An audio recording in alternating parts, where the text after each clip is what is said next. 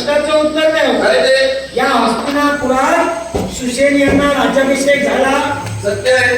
मग जर का सुषेण यांना राज्याभिषेक झाला तर त्यावेळी प्रतिकार कुणी का केला नाही? केवळ त्या प्रतिकाराची, त्या क्षणाची, त्या प्रकाराची जाणीव आम्हाला नव्हती. पण आम्हालाही आपल्याला एक प्रश्न विचारायचा आहे. आधीचा का प्रतिकार केला नाही?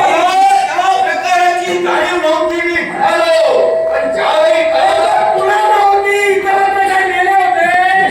राजालाही नव्हती, यालाही कळलं असेल ते सगळ्यांना ठिकाणी आक्रमण करणं त्यांच्या हाती कुणी जबाबदारी दिली होती? आणि हे राज्य उघडलं होतं. मृत्यू ही अष्टप्रधान मंडळ छोटा. मग त्यांनी का प्रतिकार केला नाही? स्वर्गाच्या ठिकाणी प्रत्येकाने येऊ शकत नाही. लक्षात घ्या. स्वर्गाच्या ठिकाणी यायची गरजच नाही. राज्याभिषेक झाला तो हस्तिनापुरात. मग हस्तिनापुराचा वर स्वतंत्र सगळं हस्तिनापुराच्या ठिकाणी जे सैन्य आणि जे पदाधिकारी होते, केवळ त्यांना प्रतिकार रामसैन्यानं केला अरे असेल. पण इथंचे तुझे मंत्री महोदय होते.